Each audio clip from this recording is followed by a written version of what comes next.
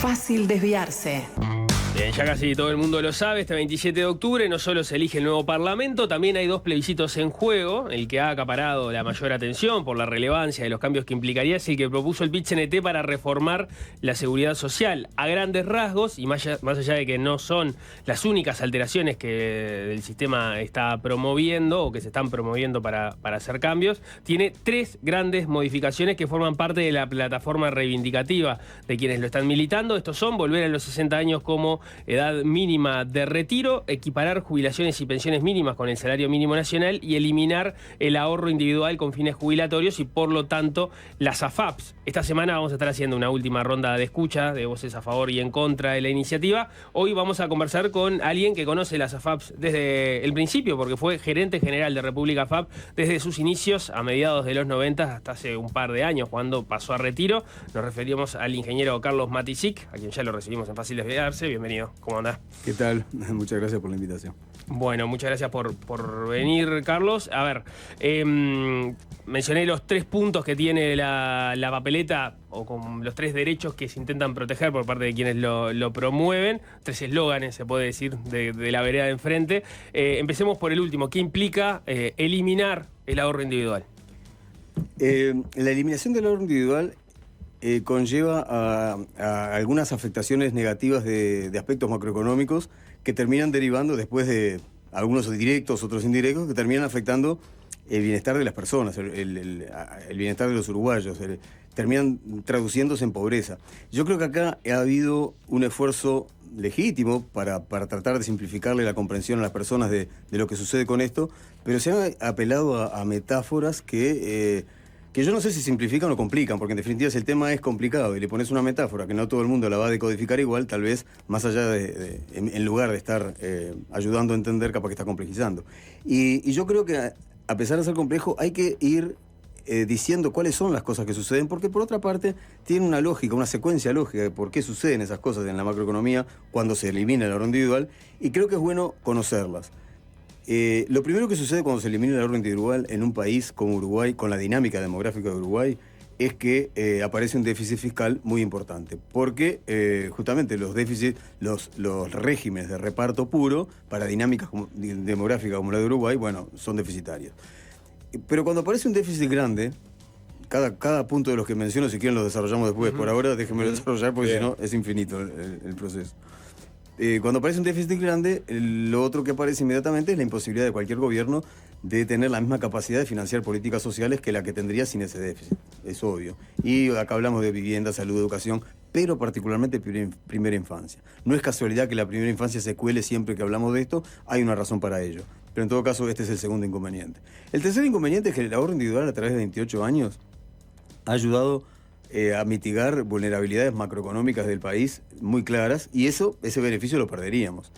Ha también desarrollado el ahorro doméstico. Uruguay en 1995 era un país sin ahorro doméstico, y hoy, a través del ahorro individual y particularmente de la administración profesional de ese ahorro individual, hay 30 puntos del producto de ese ahorro doméstico que van a desaparecer, porque desaparece la fuente que es el ahorro individual para ese ahorro doméstico. Y si desaparece ese ahorro, también desaparece la inversión doméstica.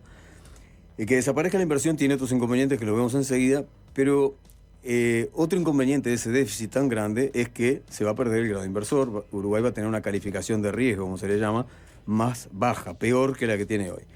Y aquí esto se une con la manera en que se quiere implementar esta eliminación del ahorro individual, porque no es eliminamos el ahorro individual de aquí para adelante, que sería una forma, que si quieren vemos por qué es que no se está haciendo de esa manera, pero en todo caso no se está haciendo así, se está yendo para atrás con una retroactividad que puede tener hasta 28 años de antigüedad. Y esto altera la certeza jurídica del país, un activo intangible que todos los gobiernos han trabajado para mantenerlo y para construirlo, porque es muy importante para el país. La certeza jurídica es uno de los aspectos que cualquier inversor tiene en cuenta para decidir dónde radicar sus inversiones.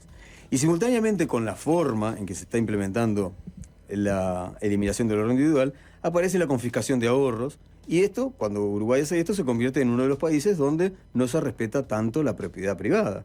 Y esto es otro aspecto que, unido a lo que decía antes de la certeza jurídica y a lo que decía anterior de la pérdida de calidad inversor o de la nota de la calificación de riesgo, las tres cosas hace que para cualquier inversor Uruguay se convierte en un país no tan atractivo como es hoy para invertir. Entonces no va a haber inversión extranjera, o va a haber mucho menor que hoy. Y si no hay inversión extranjera y no hay inversión doméstica, por lo que ya dijimos antes, no hay inversión. Y si no hay inversión en un país, no hay trabajo. No hay trabajo, no hay crecimiento económico, no hay dinamismo económico. Eso implica menos bienestar porque implica más pobreza para las personas. Cuando se dice el fin del mundo, los países, porque se cometan errores macroeconómicos, porque se tomen decisiones contrarias a las mejores prácticas en macroeconomía, los países no desaparecen del mapa, no dejan de existir. Ahí tenemos Venezuela con más de 20 años de desaguisados macroeconómicos, pero Venezuela sigue existiendo. Claro, con menos venezolanos adentro, porque muchos se fueron, y con los que están mucho más pobres que lo que eran hace 20 años. En Argentina, a través de 16 años de gobierno kirchnerista, también se tomaron decisiones macroeconómicas que no son las de las mejores prácticas. Pero Argentina sigue existiendo, claro, es un país mucho más pobre. Y estas son las decisiones que es el impacto que va a tener un conjunto de decisiones como las que estábamos diciendo. Un conjunto de decisiones derivadas de aquella medida de eliminar el ahorro individual o prohibir el ahorro individual con fines jubilatorios. Tiene afectaciones negativas en la macroeconomía y un desenlace final que termina traduciéndose en una sociedad más pobre. Esa es como, digamos, la secuencia lógica que vos entendés. Sí, que va a derivarse de aprobarse esta reforma y en particular ese punto. Una curiosidad que tengo yo. ¿Cómo imaginás o cómo se tendría que desmontar el ahorro individual según lo que propone la reforma? O sea, ¿cómo se le dice a las empresas encargadas de manejar esos dineros y cómo se hace con ese dinero que está en esas cuentas para sacarlas y trasladarlas eventualmente al BPS? Yo creo que eso no debería ser un proceso complicado, porque en definitiva una vez aprobada la enmienda constitucional, como tú decís, esos fondos tienen que ir al BPS. Pero no es la plata la que va al BPS, no se van a realizar los títulos porque sería una pérdida innecesaria que se entraría en una compra y venta de activos que no tendría sentido realizar. Se van a transferir los activos. El punto ahí problemático es que hoy esos activos que se transferirían al fideicomiso que se crearía donde el BPS sería el fideicomitente de ese fideicomiso, esos ahorros, bueno, no sé, a fines de julio eran 23.000 o 24.000 millones de dólares, con la devaluación de los últimos 2 meses posiblemente, o de septiembre particularmente, que fue el mes grande de devaluación, bueno, eso será algunos millones menos. Pero en todo caso, ese valor es el que tiene hoy el ahorro. Y con eso uno dice, bueno, sí, se van a seguir pagando jubilaciones por un periodo, de repente que duran 15 años, si son 24.000 millones. Pero en cuanto suceda alguno de los aspectos que mencionábamos antes, alguno de los hechos derivados de la eliminación del ahorro individual, la tasa de interés que paga el país por su deuda soberana va a aumentar. Y por la matemática financiera de un bono, cuando aumenta la tasa, baja el precio. Y entonces, ese activo, que hoy vale 24.000, va a valer menos. ¿Cuánto valdría? ¿Cuánto valdría? Bueno, qué pregunta buena. ¿No? Eso es una cifra importante también. Hoy día los que están a favor de la reforma dicen, estos 24.000 millones de dólares... Como si no variara su valor. Exactamente, van a ir para paliar justamente esos gastos extra que vamos a tener tras la aprobación de la reforma. Bueno, ahora, ¿esos son efectivamente 24.000 millones o van a valer menos? Bueno, van a valer menos en la medida que Uruguay aumente la tasa que tiene que pagar por su deuda soberana, porque muchos de los títulos en los que está invertido este ahorro es en títulos del gobierno. Ahora, no es la única razón por la que caen. Estos títulos con grado de inversión, grado inversor, como tiene hoy el país, también son comprados por fondos de pensión y fondos de inversión del mundo, cuyas políticas de inversiones les permiten comprar estos títulos. Pero en cuanto les permiten comprar estos títulos porque Uruguay tiene grado de inversor. En el momento que Uruguay deje de tener el grado de inversor, su política de inversión es lo que lo obliga a esos fondos es a salir de estos títulos. Salen desesperados a venderlo porque si no estarían incumpliendo su política de inversión. Y eso hace caer más el valor. Es imposible decirlo, pero hay un trabajo, afortunadamente en julio de este año, la empresa Nobilis, que se especializa en gestión patrimonial, publicó un trabajo donde justamente trataba de estimar para distintos escenarios cuánto podría variar el ahorro individual. Tenía 3 escenarios, uno benévolo, otro medio y otro muy exigente. En el benévolo caía 2.500 millones de dólares el ahorro, en el otro caía 5.000 o 6.000 millones de dólares, en el más exigente caía 10.000 millones de dólares. Bueno, cada uno le asignará la probabilidad que sea a cada uno de esos escenarios, pero es el único trabajo que vi orientado a dimensionar cómo variaba el ahorro de los trabajadores. No es un tema trivial, porque cuando decimos, ¿qué pasa? ¿Acá va a haber problemas al otro día? No, al otro día no hay ningún problema. El costo de la reforma del primer año va a ser 1.500 millones de dólares, según estimaron los economistas de Frente Amplistas por el No, los 111 economistas que firmaron ese documento hace un mes más o menos, pero también son 1.400 y pico de millones de dólares lo que vienen de la SAFAP al BPS, o sea que por ahí no habría problema.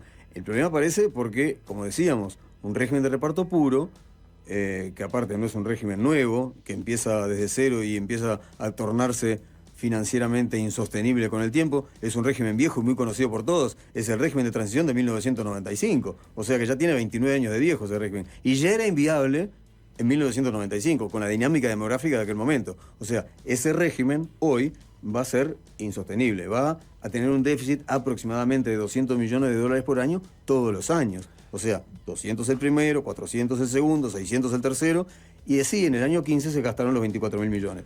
Sí son 24.000 millones, si no se gastaron en el año 13, 12 u 11. Entiendo de lo que venís diciendo que este punto, el de la eliminación del pilar de ahorro individual, y si se quiere llevar a esas personas al régimen de transición de la ley del 95, es el punto más crítico de la papeleta. O sea, cuando hablamos del fin del mundo, de que va a ser un problema y un desequilibrio macroeconómico grande para el país, se refiere principalmente a ese punto, no a subirle de 17.000 a 22.000 pesos las jubilaciones mínimas a los que están ganando la jubilación mínima. Es correcto. El mayor conjunto de afectaciones negativas en la macroeconomía proviene de la eliminación del ahorro individual. Pero el que acabas de mencionar como ejemplo es el que cuesta 1.500 millones de dólares el primer año. Sí, es el costo más inmediato, pero es el más problema... inmediato, exactamente. Pero no es chico, también es de 1.500 millones de dólares. Pero yo decía que faltaba información. Todo este conjunto de desastres que podría leerse cuando hacemos esas analogías catastróficas, pero que son esta lista de cosas que acabo de decir y que terminan en pobreza para la gente, todo este conjunto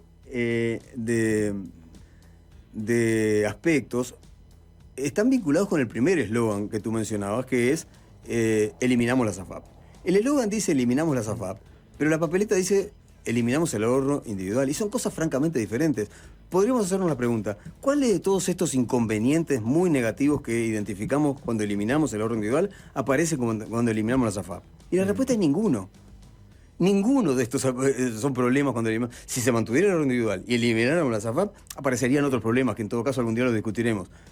Pero ninguno de estos inconvenientes macroeconómicos aparece. O sea, se podría buscar un sistema de ahorro individual que no sea necesariamente el que se eligió a través de las AFAPs y no generaría estos inconvenientes que genera la papeleta. El ahorro individual, si no desaparece, todos estos inconvenientes tampoco están. El BPS podría gestionar con terceros esos ahorros que pasaron a sus arcas, por ejemplo. Sí, en el caso de no eliminarse el ahorro individual. Bueno, no, si el BPS... ahí, cuando pasó el BPS ya se eliminó el ahorro individual. Sí, bueno... No, pasó el BPS, no, ahí se eliminaron las AFAP. Ese dinero pasó al BPS. Si se eliminan las AFAP... No, las cuentas individuales no se pueden eliminar. No, por eso. Ahí está. Si no se eliminan las cuentas individuales y sigue habiendo ahorro individual, que es que existan las cuentas individuales. Bueno, sí, en ese caso... Lo administra quien lo administre. Bueno, a ver, después de haber estado 26 años ahí, habría aprendido muy poco si digo que es lo mismo que esté que no esté. Pero lo que sí digo, categóricamente, es que esto no afecta a la economía del país en su conjunto. No hay afectación macroeconómica y por lo tanto derivan pobreza. Se afectan los dueños del dinero, los jubilados, que se van a jubilar con un poco menos de plata. Bueno, sí, pero esto no afecta a toda la sociedad.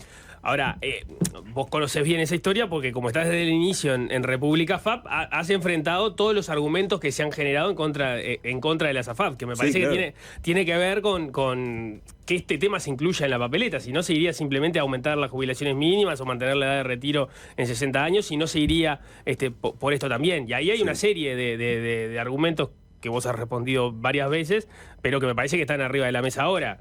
Que las AFAP pagan poco, que las comisiones son altas, que las inversiones se rigen por una especulación financiera y no por los intereses genuinos que puede necesitar el país, que la rentabilidad ha sido baja, que los países están volviendo, o que muchos países están volviendo del ahorro individual. A esa gama de argumentos, ¿vos cómo les respondés? Y bueno, cada uno se responde con una respuesta. La gama no tiene una única respuesta.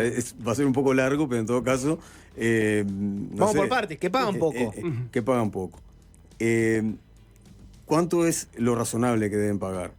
Uno podría decir, bueno, mirá, si hay una parte si el sistema es mixto y hay una parte que va para el BPS y otra parte que va para financiar el ahorro individual, veamos qué parte va para cada lado y exijámosle que más o menos respondan de acuerdo con los recursos que van para cada lado. Al BPS va el 50% del ahorro personal, el 100% del ahorro patronal, el 100% de los impuestos afectados, lo que significa 7 puntos del IVA, el 100% del IAS, el 100% del sustituto del COFIS y el 100% del impuesto a las loterías que también financia las jubilaciones. Eso es al BPS. A la SAFAP va el 50% del ahorro del aporte personal, o sea, la otra mitad que no va al BPS. Esto de que va a financiar el ahorro individual es más o menos el 25% de lo que financia el régimen de reparto. Entonces uno debería esperar que las jubilaciones fueran del 25%. Y la realidad es que son más altas del 25%. Si una persona ahorró 26, 27 o 28 años, va a tener una jubilación más alta que eso. Siempre más alta que el 28% de la FAP. ¿Hay un promedio ahí como para tener? Lamentablemente hay un promedio, sí, que lo publica el BPS para los 54.000 prestaciones que se está pagando actualmente, jubilaciones comunes que se están pagando actualmente por el régimen de ahorro individual, pero el problema es que es un promedio, en lugar de ser una discriminación de los orígenes. En función de cuánto aportaste y qué montos. Sí, y sobre todo de con qué criterio, qué hiciste cuando te afiliaste, si te afiliaste aunque no estabas obligado o no lo hiciste cuando estabas obligado. ¿Por qué digo esto? Porque en realidad, si todo se rigiera por lo que acabo de decir, no que ninguna jubilación es menor a ese 25%, sino que todas son mayores, no habría ningún recibo de una jubilación ridículamente baja como aparecen de 57 pesos, 200 pesos, 400 pesos. ¿Esas por qué se dan? Porque esas no son mentiras, son verdades. Viste que se han viralizado muchas, que es que la gente que critica a la SAFAP pone una jubilación ridículamente baja y dice, mirá, esto te pagan, para esto mejor la saco toda. Exactamente. Y la verdad que tienen razón, ¿eh? Cuando miran ese número tienen razón, si no conocen el origen del problema. La realidad es que cuando aparece un número de jubilación ridículamente baja, es porque los años de aportación son ridículamente cortos, ridículamente pocos. ¿Y eso cómo puede ser? Porque si en realidad el sistema funciona donde cada vez que aporto al BPS también aporto a la FAP, uno podría decir, si me jubilo con 30 años de aporte en BPS, que son 360 meses registrados, también debería tener 360 meses registrados en la FAP. Y eso no es así por un problema de cómo fue asesorado la persona en el momento que se afilió. La SAFAP, la persona no estaba obligada, todos los uruguayos no estábamos obligados a afiliarnos a una FAP. Estábamos obligados si ganábamos por encima del nivel 1 de aportación, que hoy son 85.607 pesos. Pero si estábamos por debajo no estábamos obligados. Pero podíamos afiliarnos voluntariamente. Las AFAP siempre asesoraron en el sentido de afiliarse voluntariamente. Si no estás obligado, afiliate. Y lo hacían así, que esto se llamaba firmar la opción sí del artículo 8 en su momento. Lo hacían así porque en realidad las proyecciones eran mejores de jubilaciones cuando se firmaba el artículo 8, es decir, cuando no estabas obligado pero igual te afiliabas. Y además se evitaba el problema de caer en un problema de pocos años de aportación, de pocos años de capitalización. Pero las AFAP no eran las únicas que asesoraban, también el PIT-CNT asesoraba, y el PIT-CNT asesoraba en el sentido contrario, no te afilies nunca si no estás obligado. Si no estás obligado, no firmes nunca la opción sí del artículo 8. Después se volvió obligatorio. Bueno, en la ley del año pasado se volvió obligatorio, pero acá las jubilaciones que estamos viendo no son de la ley del año pasado, sino son del periodo anterior. Vos lo que decís es que esa gente, si se hubiera afiliado en el momento, hoy tendría una mejor jubilación. Sí, capaz que no rompía los ojos el recibo así. No, lo digo por lo siguiente. Si la persona nunca superó los 85.607 pesos, capaz que ni se enteró. Pero si lo superó en algún momento, automáticamente quedó obligada a afiliarse a una FAP, a pesar de que no lo había hecho al principio, cuando empezó a trabajar. Y si eso le sucedió cuando tenía 56, 57 o 58 años, aparecen los periodos de capitalización ridículamente bajos de 2, 3 o 4 años, que son los que dan lugar a esa jubilación. Jubilaciones chicas, ¿no? ¿Cómo se resuelve esto? Se resolvería si el BPS, en lugar de publicar un promedio, publicara por lo menos 2 promedios, y yo diría los promedios abiertos por años de aportación. 2 columnas, una con los que le hicieron caso a la SAFAP y otra con los que le hicieron caso al BPS. Ahí vería. Y ahí se vería cuáles son las... Carlos, tenemos poco tiempo. Sí, en comisiones, la gente dice, la SAFAP se llevan unas comisiones federales. ¿Qué porcentaje de la plata que uno pone en su cuenta individual va a comisión, gasto de funcionamiento, y qué porcentaje va a su cuenta efectivamente? Esto cambió, sí, con la ley 20.130, y hoy las comisiones son más o menos el 4%, algo menos del 4%, el 4% en el caso de República FAP, y casi el 6 o el 6 y algo, dependiendo de la FAP, en el caso de las otras FAP. Lo interesante de esto es compararlo con el mundo. En el mundo no se cobra por aporte, como se cobra acá. En el mundo se cobra por sobre el fondo administrado. y se cobra un porcentaje que normalmente está entre el 1%, 0,8%, 0,7%. Acá en Uruguay hoy está siendo el 0,33%. En el caso de República FAP, 0,30%. Y ese es lo más bajo en el mundo que yo conozco. Pero la historia de las AFAP no es siempre la de haber sido la de más baja del mundo. La historia de las AFAP yo creo que son parte del problema de la mala imagen que crearon, aquí y en otras partes donde existieron las AFAP, porque creo que abusaron y la regulación no actuó a tiempo como para controlar un aspecto que no se estaba controlando por la competencia en el mercado. Las AFAP comenzaron a funcionar en 1996 con gastos operativos altos e ingresos operativos altos. El ingreso operativo cada año era mayor que el anterior por una razón obvia. Había nuevos trabajadores, 30.000, 40.000 por año, pero ninguno se jubilaba. Entonces cada vez tenía más plata. Entonces, pero también había en los primeros, diría, 8 o 9 años de funcionamiento, gastos muy elevados. ¿Por qué? Por los traspasos. Los traspasos de AFAP que se pagaban a los vendedores terminaban siendo una cantidad de plata, llegaron a representar el 50% del costo operativo de República FAP, esos traspasos. Y en algún momento lo que dijimos fue, che, acá estamos jugando a un juego de suma cero. Uno va para acá, otro va para allá, todos tenemos lo mismo y nosotros no pagamos más plata por traspaso, dijimos en República FAP. Y esto era algo que le convenía a todo el mundo, y entonces esta política comercial se hizo coincidente con otras AFAP que hicieron lo mismo. Y a partir de ese momento, ¿qué pasó? El ingreso siguió creciendo, pero el gasto ya se acotó, ya no fue tan grande el gasto. República FAP, ¿qué hizo? Bajó la comisión. Esto fue en 2003, 2004 aproximadamente. Y las otras AFAP no lo hicieron. Y yo creo que se ganaron la mala imagen, que no fue solamente aquí, esto pasó por distintas razones, no por la misma razón que yo acabo de explicar que aplica a Uruguay, sino por otras razones en otros países. Pero lo cierto es que la regulación no actuó a tiempo. Aquí el regulador actuó diciendo, che, bueno, se acabó, vamos a poner un límite, recién en 2017. Entonces, entre 2004 y 2017...